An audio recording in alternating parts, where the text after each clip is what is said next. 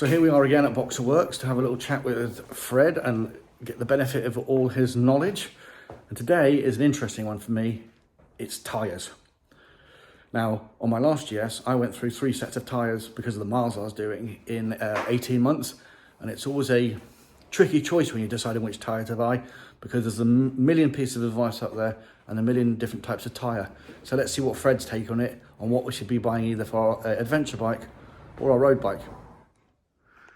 So on the workbench today, before we have a chat to Fred, he's got a K12 from a customer, which is running a little bit lumpy while idle. And he's here to make it run sweet as a nut.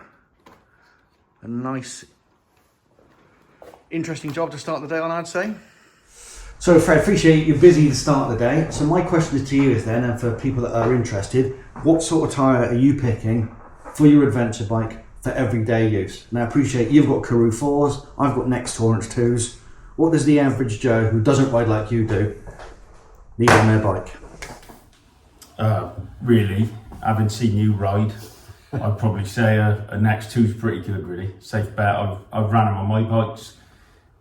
Really nice predictable tyre, not too peaky in the middle, so you know it rolls very nicely, and it's quite a sort of linear roll from the centre. It's not, you don't just go off and drop the bike in too quick.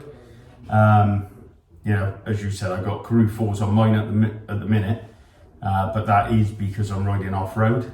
I wouldn't run them on it just for aesthetics, because they're nowhere near as good as a designated street tyre.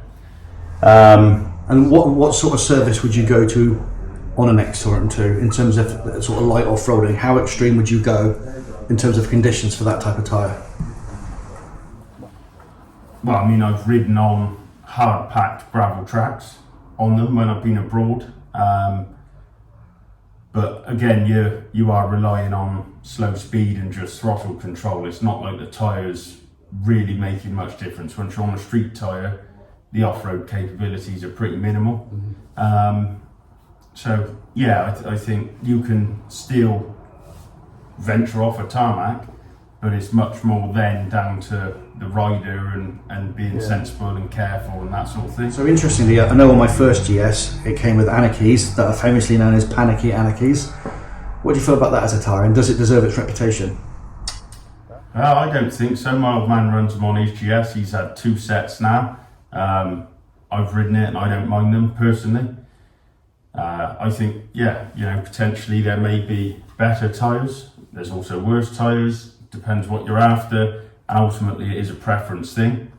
If you don't feel confident in the tyre, get rid of them. There's no point. You're never going to feel confident, and it's not really a risk you want to take in trying to build confidence in a tyre that you don't trust. And for your adventure tyres, what sort of budget would you say you'd be looking at for a pair for the Next Torrance 2s or that type of a tyre? What do you think people should be looking to spend? You're going to be up around the 300 quid mark, I'd think, you know, maybe just over. I know I've run a set of Road 6s and they come in very expensive when fitted as well. I think they were they're about 360 fitted. I'm sure you can probably find it a bit cheaper, but you know, as a ballpark, that's what you're looking at. And then, yeah, something like the Next 2, coming down, but I think for most riders, the Next 2 is just a really nice tyre that is versatile enough, it's good in the wet, it's not loud, and it's like ultra predictable. Fred's also got a track bike. So Fred, for your track bike, what tyres are you running on a Ducati on the track? I've got super coursers on that. So, and that's an interesting point, because I know the super coursers, people are putting them on the road. It's an expensive tyre. Are you getting the benefit of that tyre on the road? My assumption is, I don't know, you're not going to get it hot enough, or...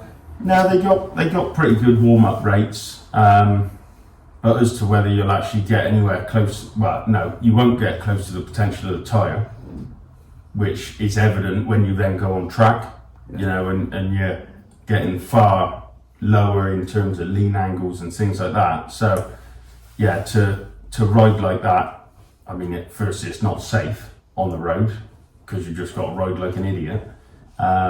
But moreover, you know, there's other tyres that are probably, you know, a little more predictable, better in the wet if you get caught out, something that's quite important in the UK. But it is hard to beat them on looks. Yes, no, absolutely. No, thank you very much, Fred. I know you've got a customer bike and you've got a queue of bikes outside, so I'll let you crack on. And thank you for your time. Cheers.